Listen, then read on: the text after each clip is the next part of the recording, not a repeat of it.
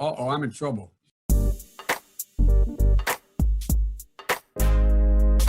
This is an island surrounded by water, big water, ocean water.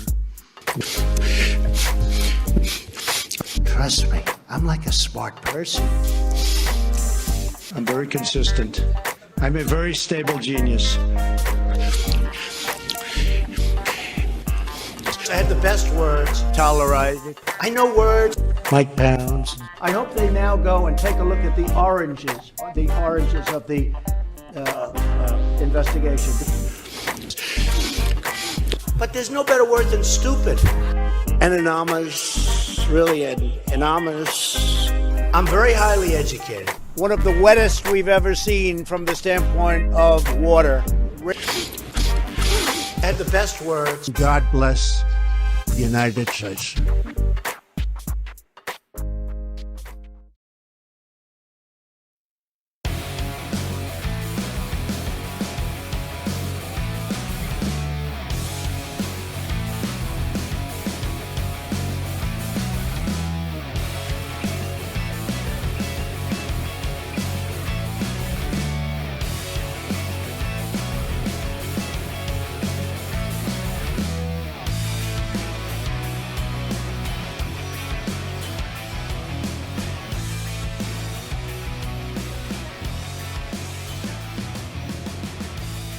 Around the nation, TYT Nation, Jeff Waldorf here. Welcome to the show.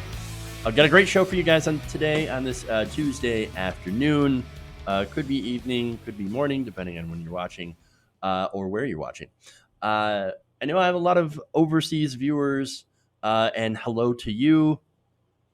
Welcome to the show, as well as everyone else. It always amuses me that there are people from other countries that care so much about American politics. Or it could be that they're watching over us to make sure that they're well aware of the next impending world disaster emanating from the United States. That could be the issue as well. So nonetheless, thank you to all the people who have tuned into the show. We're going to have a good one today. We're going to talk about the Lincoln Project ad. Is it good to be this vicious in an ad? Should progressives do the same thing? That's a good question. Then we're going to talk about how one Trump aide is taking a stand to prevent the canceling of Christianity. Yeah. We also have Donald Trump blaming the media and getting very, very jealous of Mr. Fauci, of Dr. Fauci. We've got the possibility of a second stimulus. Is it possible? That is the question. We're going to look at that. We're going to see what Donald Trump is saying about this and what is actually happening. And then we have an anti-price gouging bill that I'm going to talk about, which is good, but also incredibly frustrating. So I'm going to talk about that. Got a lot of good topics on the show today. Now, remember, today is a primary day as well. So New York is finally having their primary. So if you're in New York, go vote, especially for Bernie Sanders, who is still on the ballot. There was a little kerfuffle over that where they tried to kick Bernie off the ballot. I think it's important to vote for him in the primary because, well, what we need to do is to make sure that that the Bernie Sanders wing, the progressives, have representation at the convention. And so that's very important. So make sure to go and vote for him, as well as Alexandria Ocasio-Cortez, Jamal Bowman. And then, of course, we've got Kentucky. Amy McGrath hopefully will not be the Democratic nominee for Kentucky to take on Mitch McConnell. So hopefully be Charles Booker that will take on Mitch McConnell and try to take down the turtle. Should be interesting stuff. Hopefully. Oh, look, I just got called a terrorist. Awesome. What exactly am I terrorizing with my words?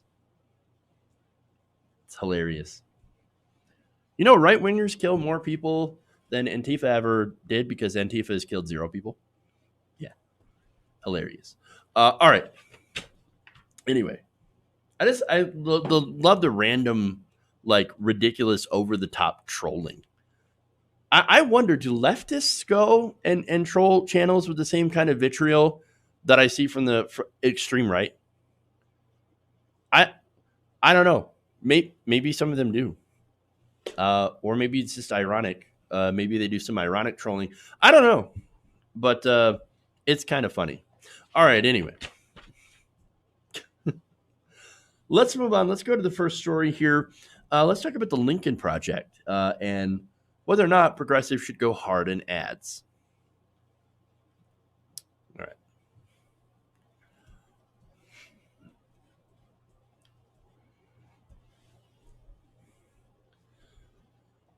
The Lincoln Project has released another vicious ad against Donald Trump, and I want to show you. Let's take a look.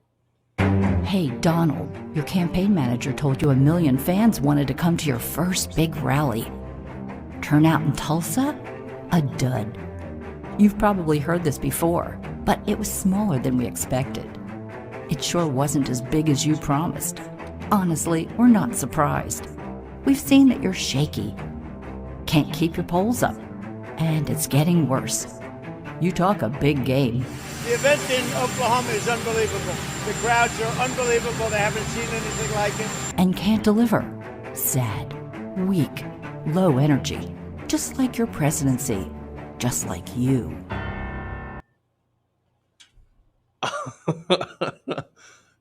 Inject that into my veins. That is so good.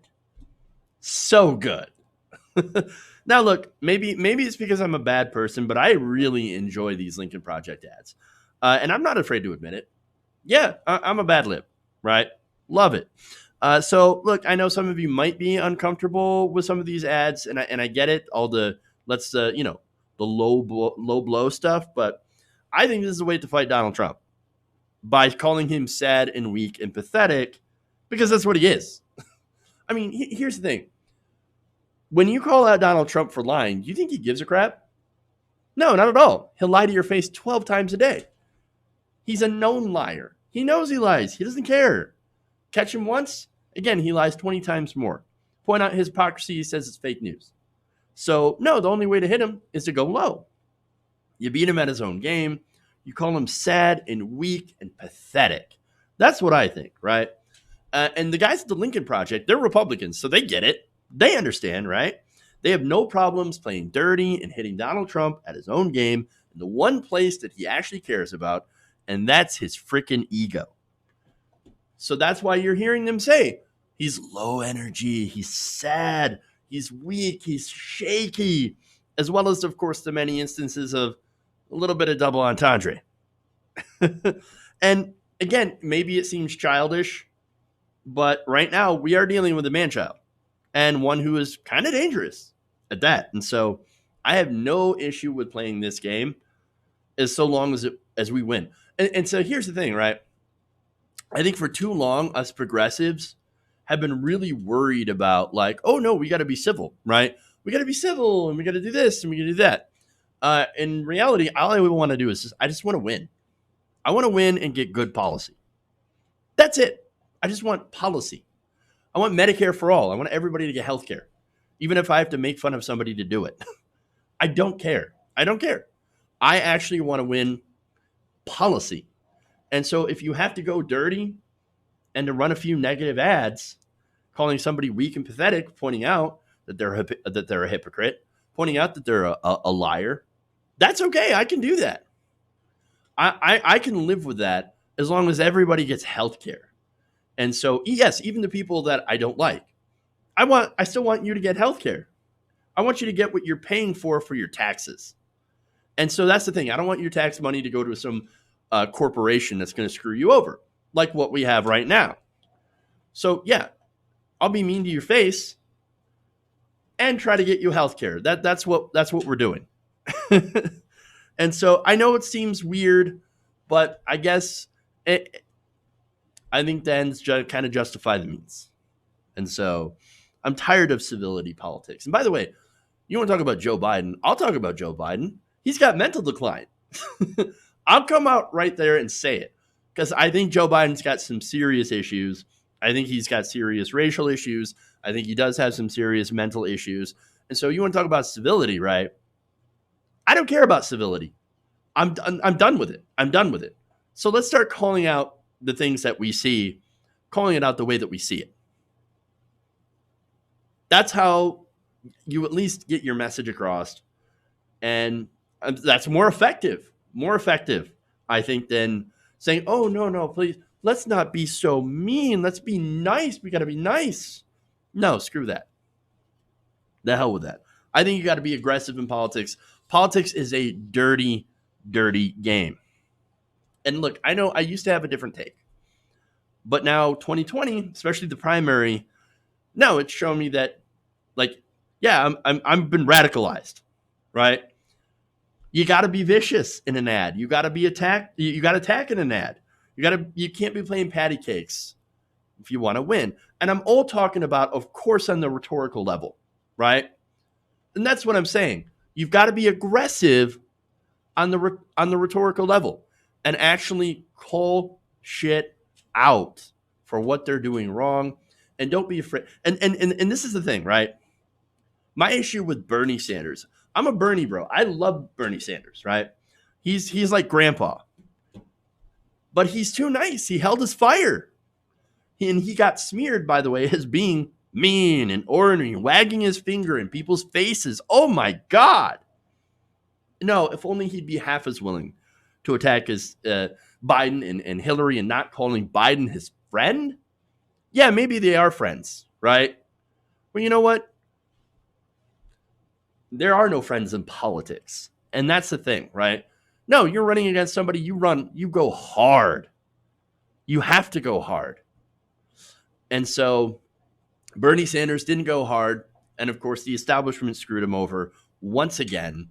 And attacking is not really in Bernie's nature. He had a chance to go after Hillary Clinton for the emails. He didn't, right? He had a chance to go after Joe Biden on what? Tara Reade? He had a chance to go after Biden on the racial issues. He had a chance to go after Biden on a lot of different things. He never did so. And so, yeah, Bernie Sanders, I love the guy. He'd make a great, great president.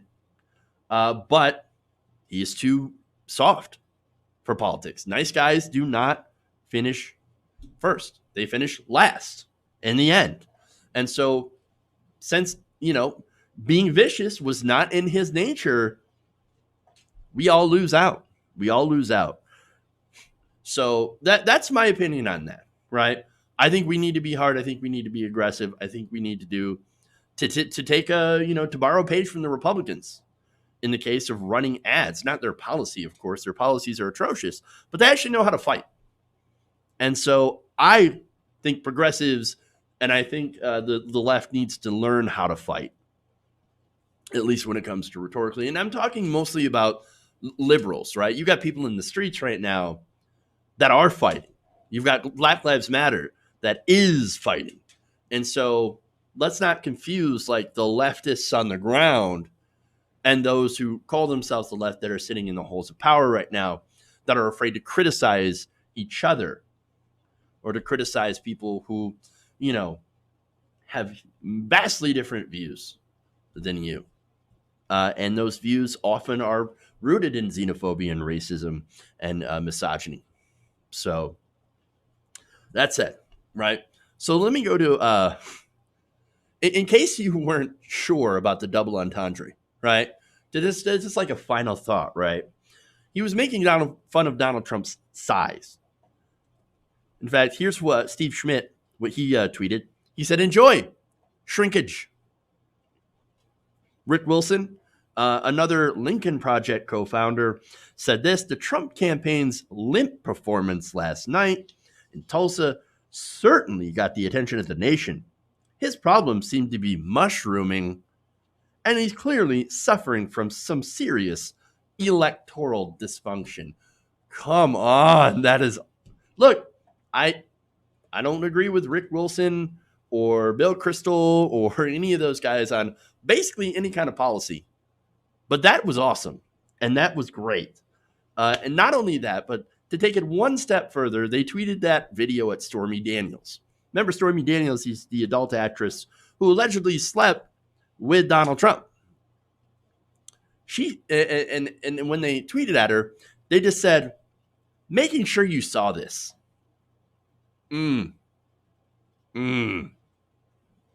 Vicious.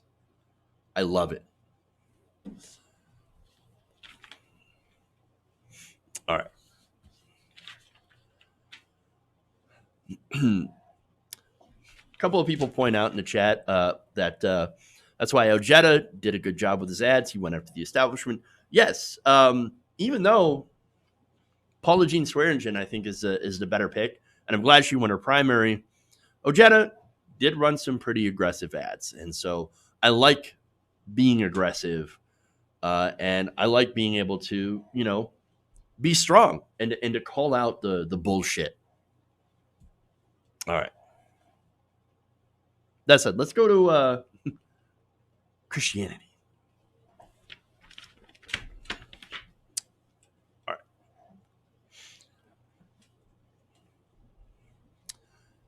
An advisor to the Trump 2020 campaign and personal attorney to the president is being mocked on social media.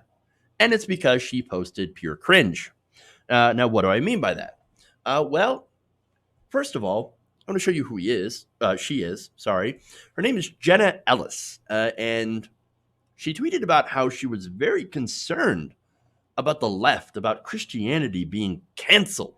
They're going to cancel Christianity. They're going to cancel Jesus.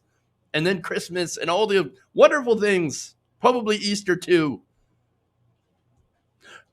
No, here's her tweet, right? And I'm kidding. Like, no, nobody's canceling Christianity. All right. But anyway, Ellis declared this in a tweet. "I'm going on the record now." Well, okay, it's a tweet. You're on the record. "If they try to cancel Christianity, if they try to force me to apologize or recant my faith, I will not bend. I will not waver. I will not break. On Christ, the solid rock, I stand, and I'm proud to be an American." You realize Jesus wasn't an American, right? Like, Jesus was a Middle Eastern Jew that lived in Palestine. I'm just saying, like, you do know that, right? Because you would be, I guess I was a little shocked at how much ignorance there is surrounding the far right and Jesus and Christianity. Like, they think that Jesus is some sort of MAGA hat wearing redneck with a rifle that, is shooting Antifas. Like, no, that's not a thing. And by the way, Jesus also not white. Just saying. I mean, somebody had to have trolled that tweet and said, "Man, this is a Wendy's." Yeah. Now Ellis, by the way, let me give you some background information about her. Now, she is somehow a constitutional law attorney. Now, why is that shocking to me? It's because she should know about a little something called the First Amendment if you're a constitutional law attorney.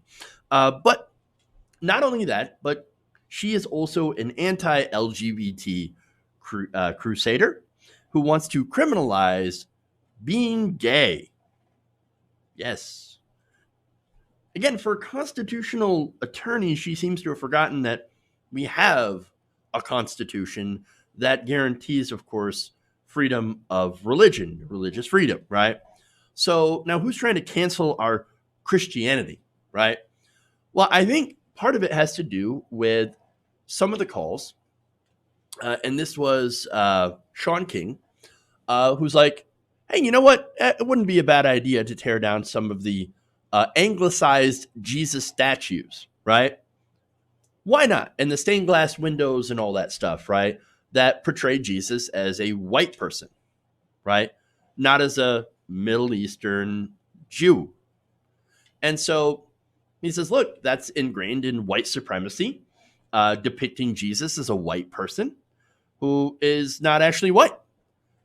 All right, look, that's a fair enough argument. That's certainly, look, I'm not a religious person, so I don't really have a dog in this fight. Sean King definitely is a religious person, so you could argue like, but that's the historical significance, and that's how they portrayed Jesus, all the way, back into the Roman Empire, and so, or the 1500s or whatever you want to say. Okay, that's fair enough, right? But for me, I don't really care. You want to tear them down, tear them down. I'm going to build new ones that actually represent what Jesus is supposed to have looked like. That's fine. Again, I don't really care one way or the other, right? So it's that anglicized version, again, that doesn't actually represent real Christianity. Again, you would know that if you actually read the Bible and if you would actually, thought about, hey, what do people look like in that area over 2,000 years ago? And not only that, but I guess along the way, they might actually find out some other things about Jesus, like he was actually somebody who didn't own any possessions and said, if you want to walk with me, you should give away all your stuff to the poor. And, you should render unto Caesar, which is Caesar's, which is basically pay your taxes, all that stuff. Oh, and also chasing the money changers out of the temple. That's another thing. And so, yeah, you find out some very interesting things about Jesus if you actually pay attention. But of course, right? That's just one of those things that they don't seem to pay attention to. All right. So now, anyway, let's go to Jenna, right? Back to Jenna. So now Jenna, I think is obvious that what she's doing is she knows better. I would like to think that she knows better because she is an educated person. So what she's doing is virtue signaling. Because what she wants to do is that she wants to basically whip up scared old people. And people who are, of course, very religious. And so the reason that you would do that, of course, is you whip people up and go, oh my God, I can't believe the left is trying to cancel Christianity and destroy it. Oh my God. When, of course, that's not the reality. But nothing gets in the way of a good scare, especially when it comes to something that is as deeply personal as your own religion. And so, now, that said, let me get to the mocking, because that's always the fun part. All right. So now, one person calls her a born-again Karen. Wants to see the manager, this entire thing. Another one says, wait, Christianity got canceled? Maybe they can get picked up by Netflix. Well, that's always interesting. Interesting thought. Maybe Netflix and Hulu can have a bidding war over who's going to get the rights to Christianity. Kidding, of course. All right.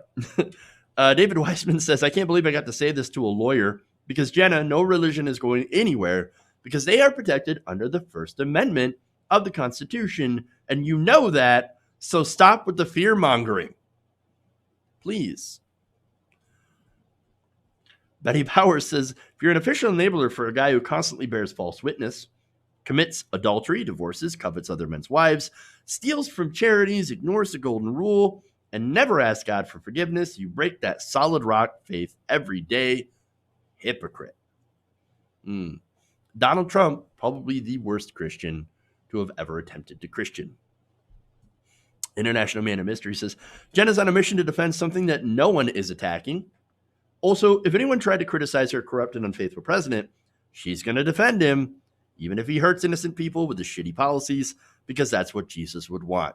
Yes, Jesus would want you to have an AR-15 and to give giant tax cuts to corporations. Oh, wait. No, that's what Donald Trump would want. Come on. Devin Nunez Cow says, same with the Muslim faith. Yes. Hey, man, look, there is that double standard. I mean, if, Christians are able to practice their religion freely in the United States, why wouldn't Muslims be able to, or Orthodox Jews, or anyone like that? Oh, right, they are, because we have the First Amendment. There are right-wingers out there that seem to forget that the First Amendment applies to other religions, like Islam. They seem to forget that. Or like Sikhs, which they seem to get, they get confused for Muslims all the time. And then, of course, that ends up in hate attacks against Sikhs. Now, as of lately, Muslims haven't been targeted as much because now the hate crowd, the MAGA crowd, has moved on to attacking Chinese people. So horrible, man. It's amazing what blind ignorance and hatred gets you. But unfortunately, that's what a third of this country is just insane. Almost. All right. Anyway, another one says Jesus was a radical lefty, Jenna. He hung with society's fringe dwellers, forsook material possessions, and confronted the money in the temple. He quit his job to join the resistance. He was a carpenter. So no, Christianity won't be canceled by anybody. Another one says, hey, the Cold War called and wants his boogeyman back. That's always fun. And then calling out his self-victimization and posing as brave in the face of fictional oppression is the ultimate privilege. It's a good comment. I like that. And then finally, the Tween of God weighs in and says, Jenna, I thought long and hard about how to respond to this, and in the end, I think I came up with a beauty. Shut the fuck up. Can't argue with that one. All right. I'm going to take a quick break. We're going to come back. We got more stories here. We got, of course, Dr. Fauci and Donald Trump. So what does Trump think about Fauci and what is he complaining about now? That'll be a fun story. And then we've got the second stimulus. Will it happen? Well, we'll see. Stay right here. Come back. I'll come back after this break and run the nation.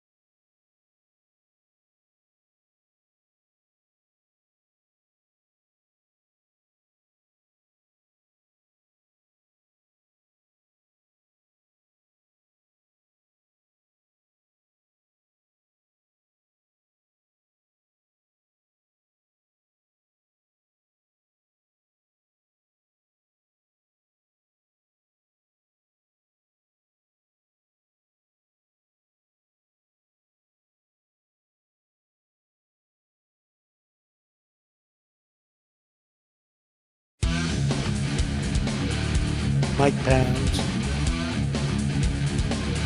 Wait, you're getting nervous, man.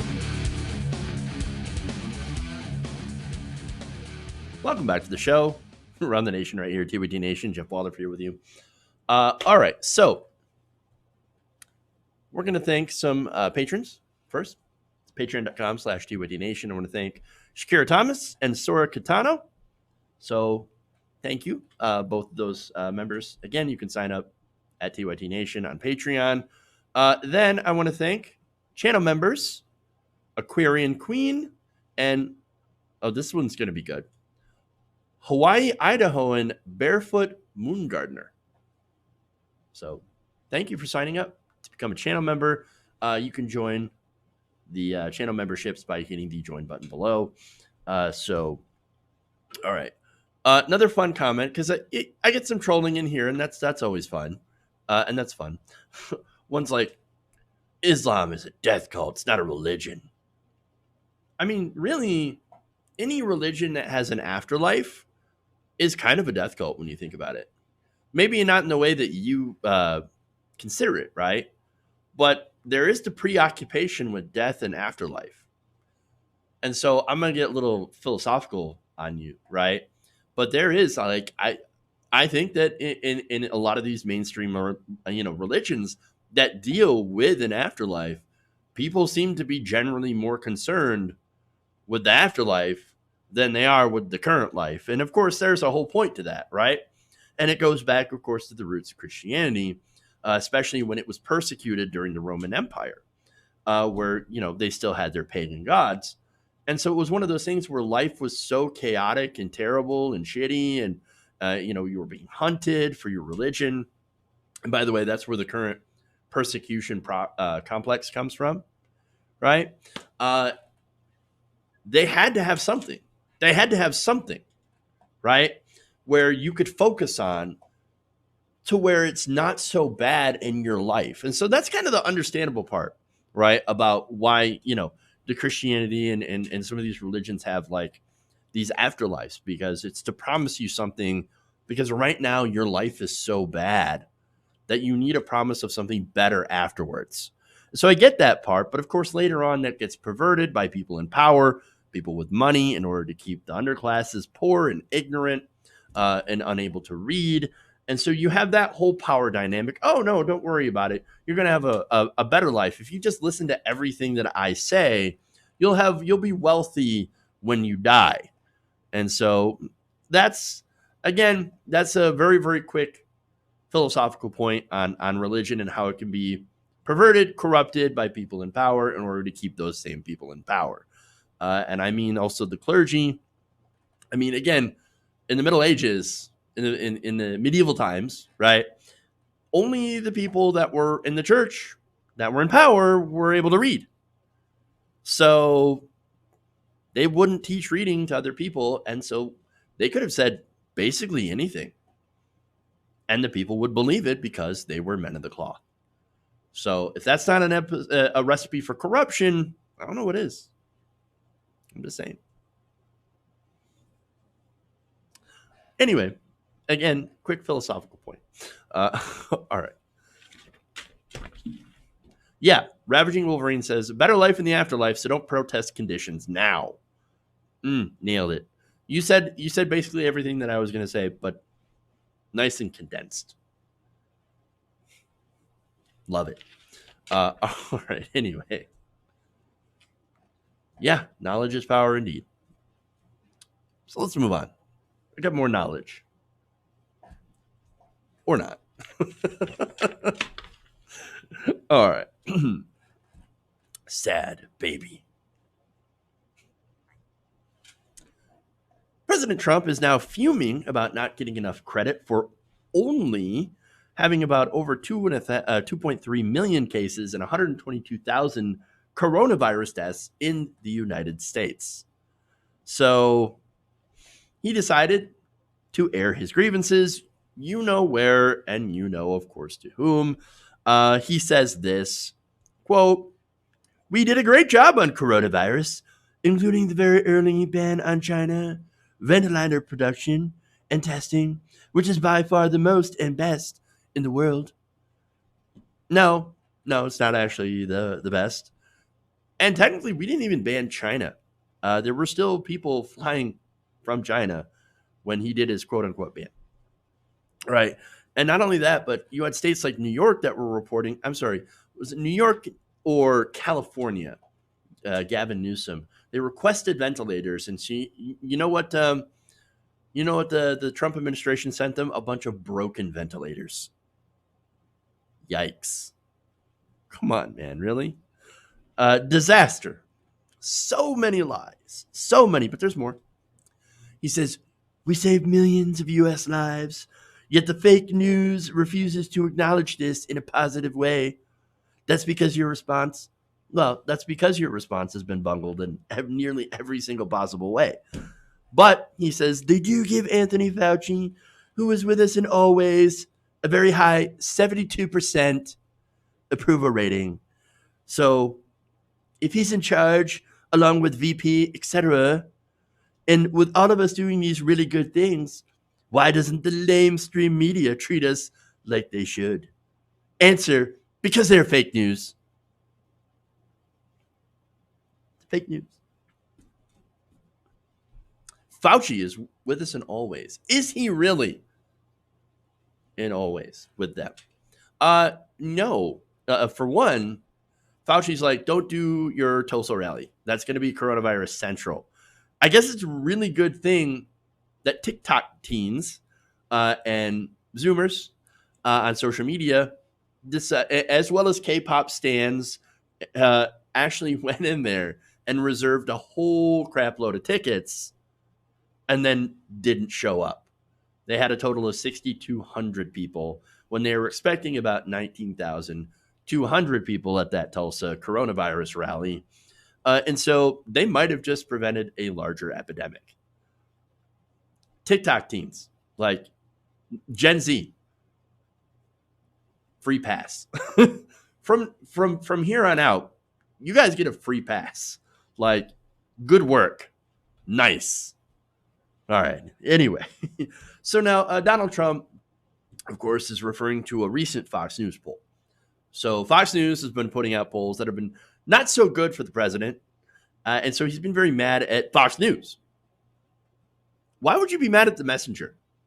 Like, it's not Fox News saying that it's, Fox News' opinion that it's bad. No, they're just showing the opinion of other people, of their own viewers. It's insane. But Donald Trump is an insane man mad. So anyway, 44% of voters approve of how Donald Trump has handled the pandemic so far, while 55% have disapproved. Now, by comparison, right, Fauci's ratings stand at 72% approval to 21% disapproval. And of course, that 21% is most likely from people who are in the approval part of Donald Trump. So now here's the thing. Why are people in favor of Dr. Fauci? Why do they think that he did a better job? Well, it's because he didn't use the briefings to talk about himself. Donald Trump would use those briefings. Yes, he mentioned some coronavirus stuff, and then he would go into other things, like his campaign.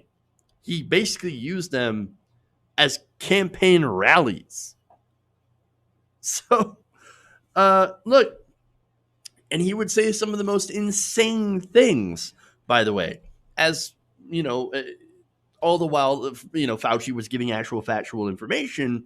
Trump was musing about injecting things into people that should not be injected and promoting fake and ineffective treatments that ended up actually getting pulled off of treating coronavirus, taken out of hospitals because of how ineffective it actually is.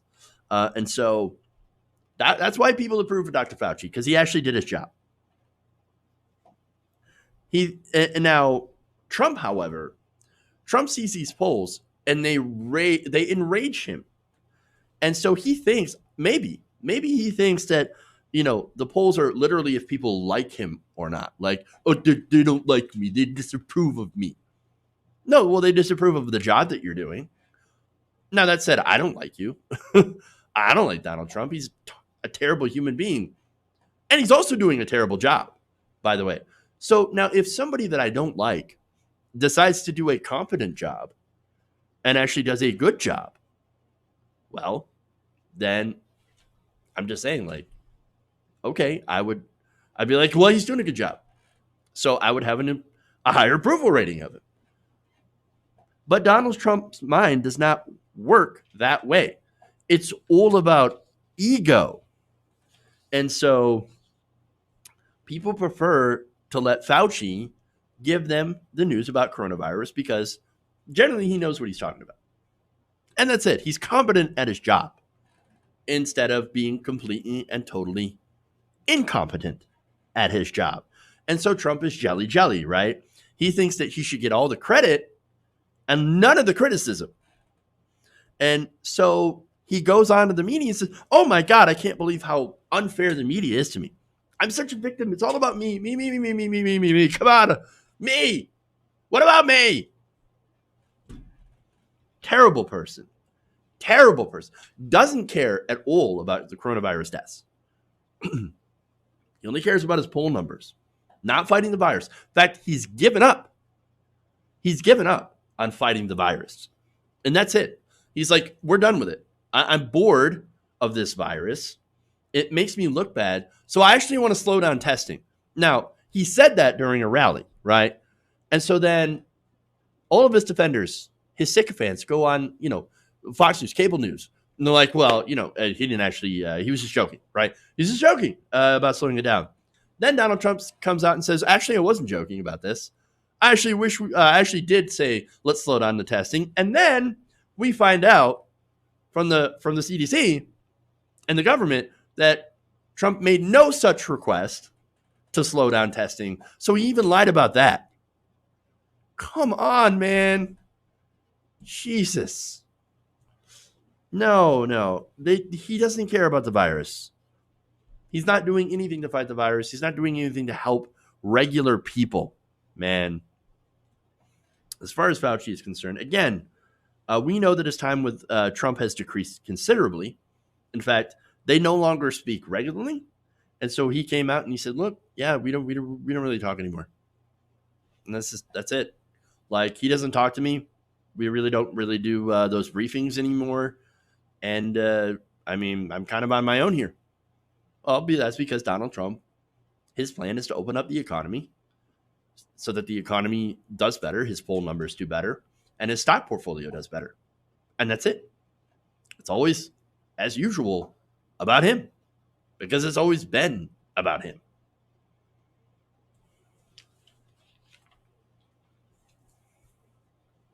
All right.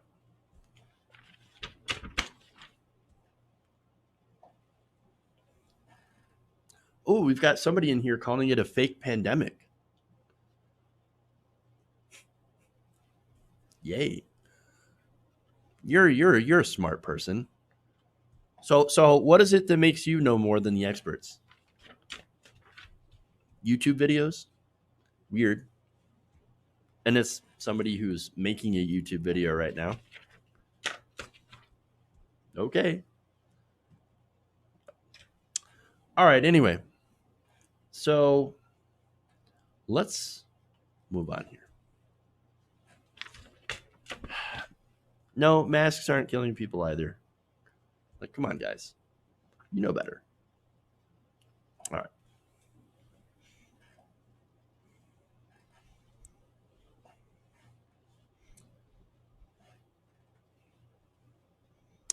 One question on a lot of people's minds is, of course, we now have over 20 million people that are unemployed.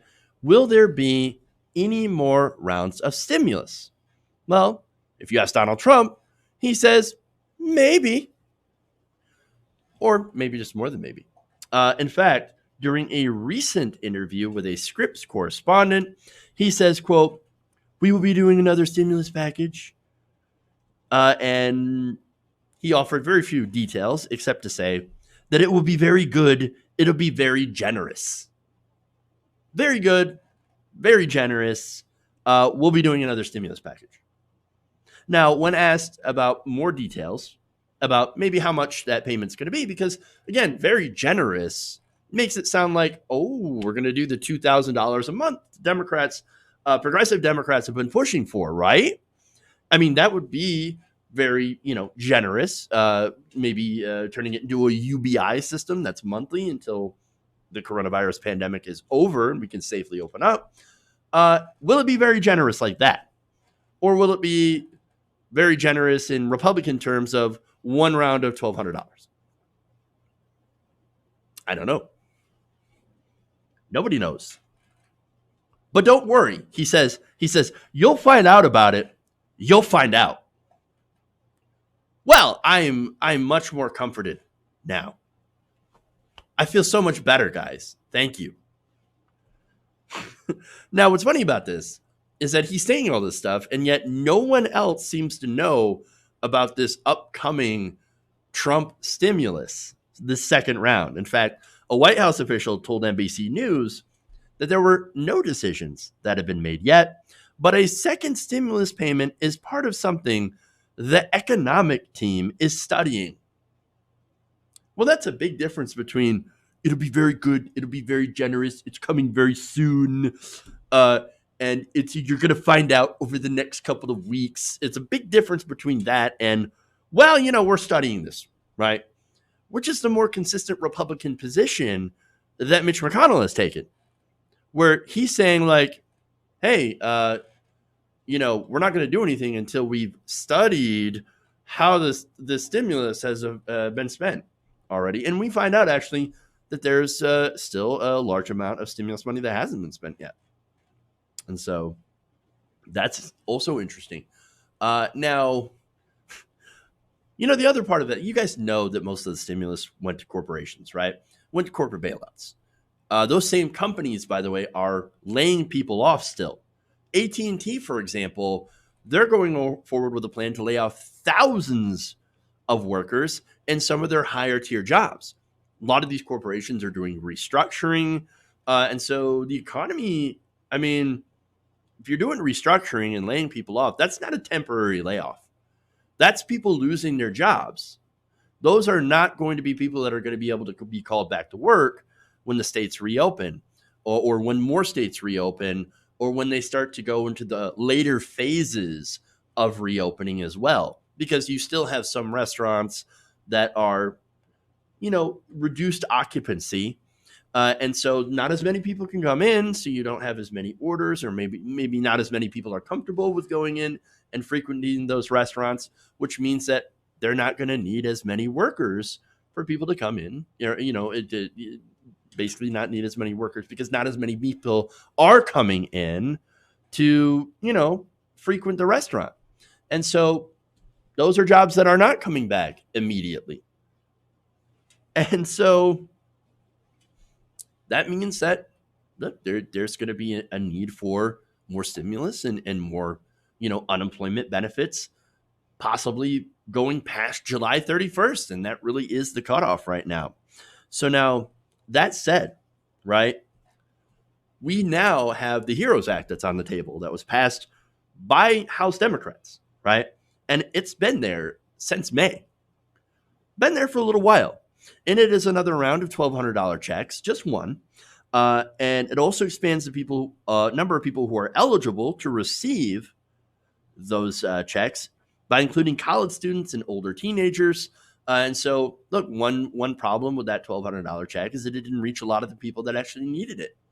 And so, I mean, there's a lot of people that also haven't received that government check as well. And so there's that. Now, the payments would be capped at $6,000 per household, but it does increase some of the benefits. So now, still not quite enough. People need some sort of paycheck guarantee. That's a federal benefit as well as a UBI and a stimulus so that when this is over, we can start spending money and re-energize the economy with all of that consumer spending. I don't think we're going to do that, which means we're going to be in this for quite some time. In fact, employers are still shedding jobs at quite a heavy rate. Again, we have 20 million people that are unemployed, despite the reopening, as I've explained a couple of the reasons. And not only that, but look, that's not even the official unemployment rate. You have to look at the U6 unemployment, right? I think it's U6, which is the real unemployment, which is beyond 20 million people. Not only that, but as a couple of people you mentioned, that, we need rent freezes, mortgage freezes, and things like that to make sure that people can be able to afford their, afford things, afford food, afford basic supplies, because this is going to be hard for quite some time. All right. So now, that said, there's a report. This is according to Gregory Dacko, chief U.S. economist at Oxford, saying that the jobs reports are telling us the scars from the job losses in the recession will be a longer lasting event than we expected. And he also points to, of course, the fact that there are jobs that are continuing to be shed, even in places that are reopening. And of course, there are people that are not, even though that's opened up, there are people that are just not ready to go back into the economy. You also have Jerome Powell echoing the same thing, saying that recently some indicators have pointed to a stabilization and in some areas a modest rebound. Yet, until the public is confident that the disease is contained, a full recovery is unlikely. So those are all the facts, right? And those are good reasons for us to have a second stimulus. So now we go to Donald Trump's reason. What's Donald Trump's reason? Because we know Donald Trump doesn't read, right? He doesn't read. He doesn't pay attention to facts, statistics, and figures or anything like that. And generally, he's not worried about regular people, right? Actual living human beings, right? So now, of course, his main worry is his reelection. He thinks now that maybe if we go for another stimulus, if I give more people money, my polling will shoot up. My handling of the coronavirus pandemic and the economy will go up. More people will begin to approve of the job that I'm doing, and that will help me win the election. As usual, you always have to look at how something that Donald Trump talks about that actually is a good idea, how that benefits him. Again, I hope that he's successful in convincing Mitch McConnell. I don't think Mitch McConnell is going to be convinced because the Republicans in Congress, they already got their bailout, right? They already got their, corporate handouts, trillions in dollars, worth of interest-free loans, basically grants, loans that will turn into grants for some businesses. And so you have the banks that are being leveraged as well. You have these, massive handouts from the Federal Reserve to the banks to make sure that they have liquidity. And so they're fine. Even the stock market has had some ups and downs, but mainly some ups. And so even the stock market's doing better. I think a couple of weeks ago, it even had one of the biggest rallies since like 2008. And so that's what the Republicans are worried about. And Donald Trump, of course, is worried about himself.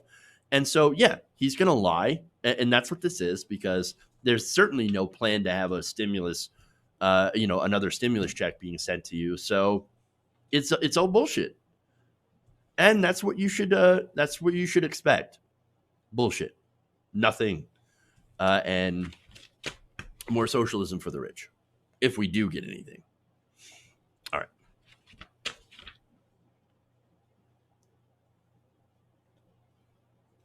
Moving on here.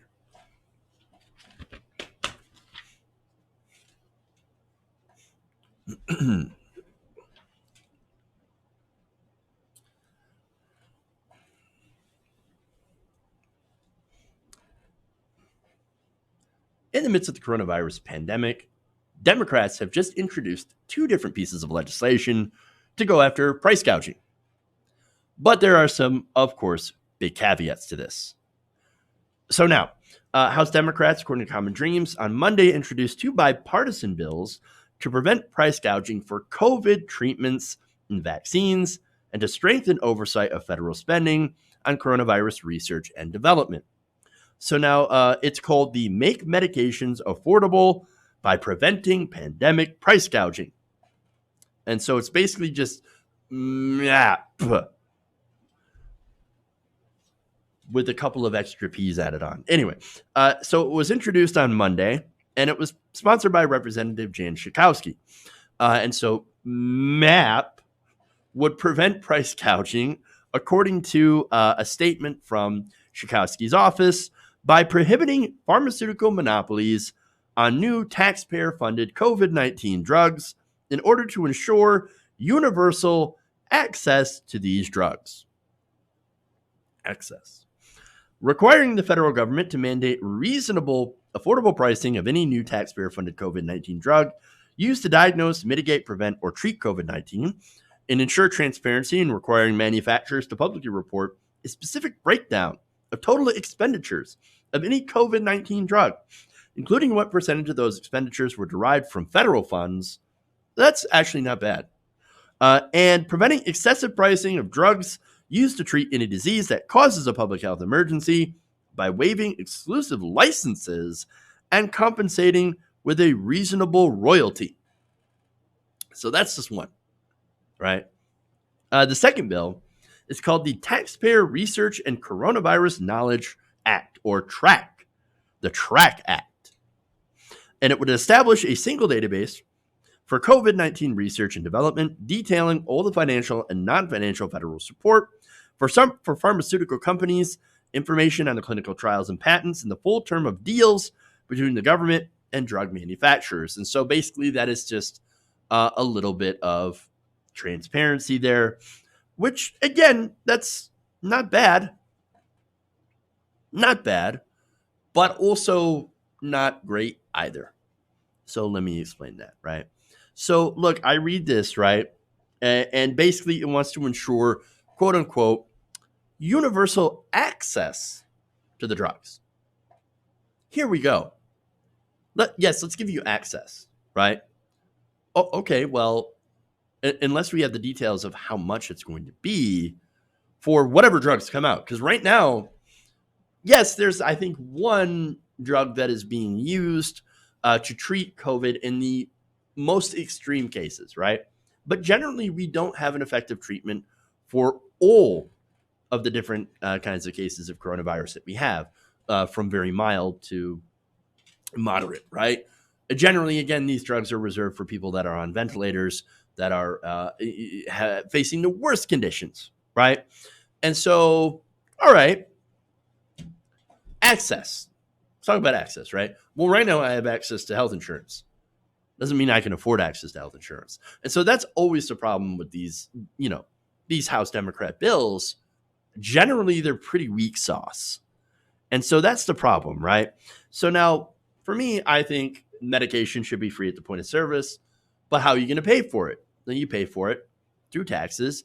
And yes, by allowing the government to use its power to negotiate with the drug manufacturers in order to do a cheaper price. Now, some of these bills actually do kind of go in that direction.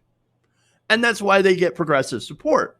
And so, in fact, let me go here to where there is support from a lot of organizations and progressives.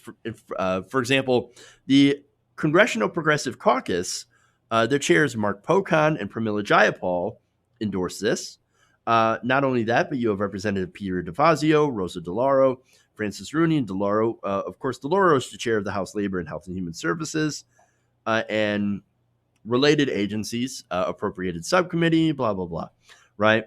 And so you've got Pocan and Jayapal that are in favor of this, and that's okay.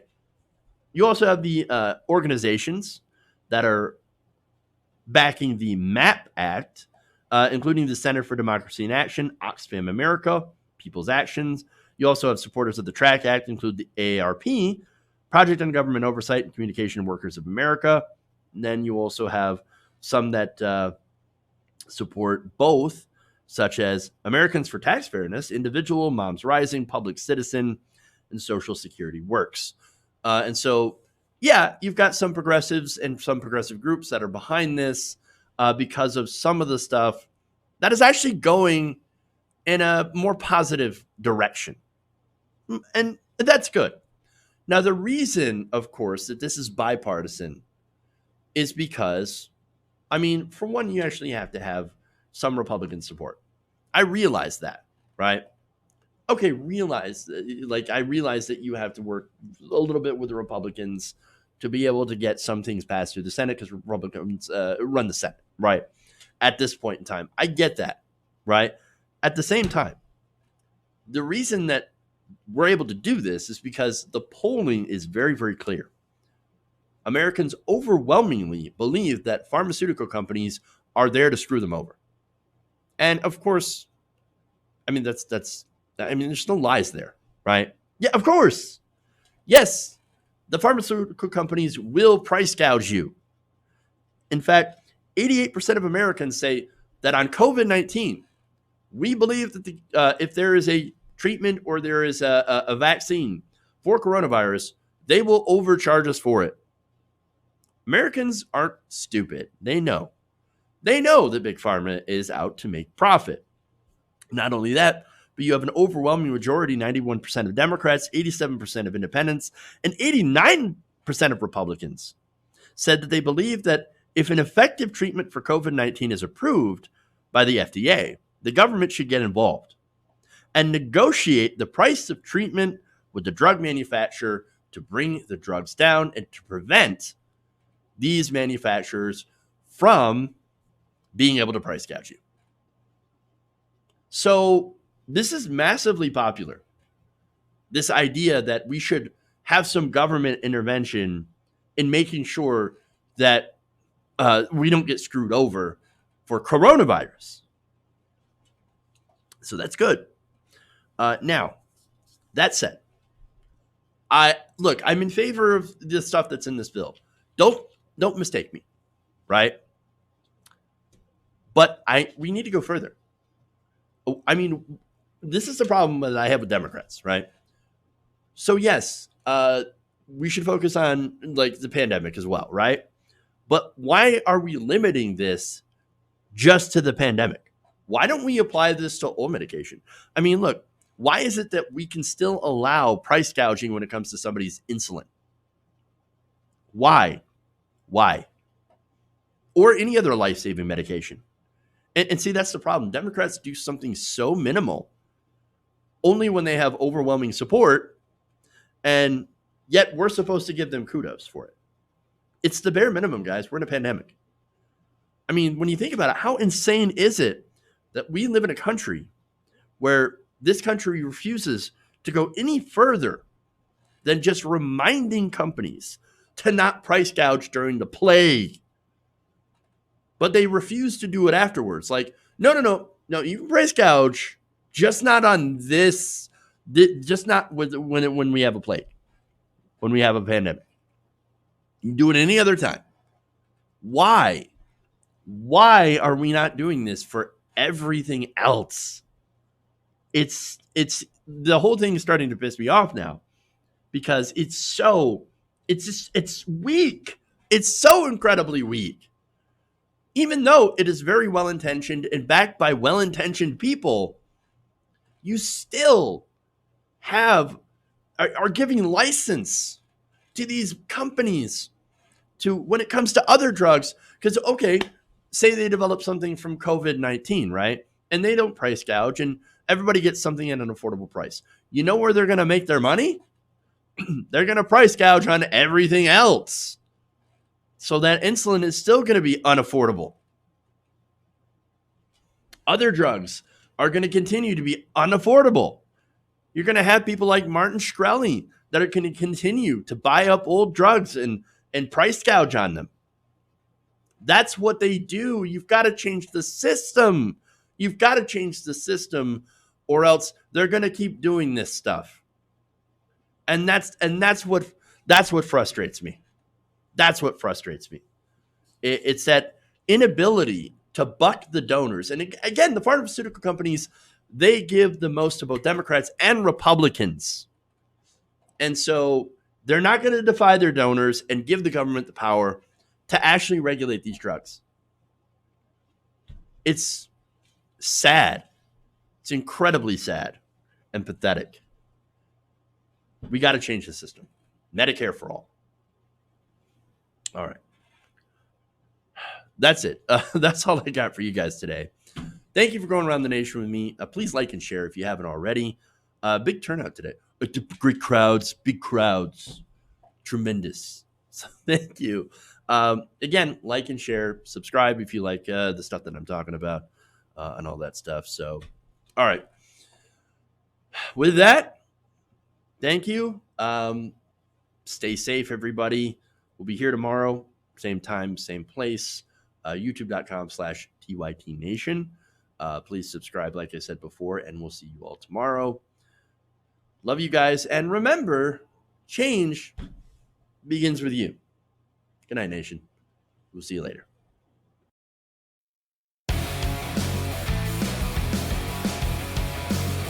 Mike Pounds.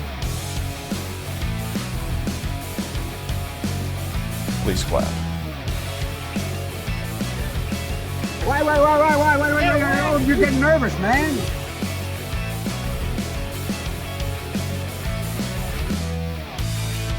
Uh-oh, I'm in trouble.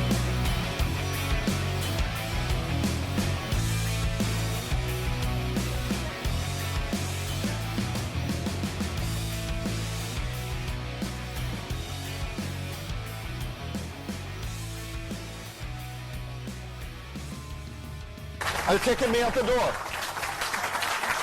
You're kicking me out the door.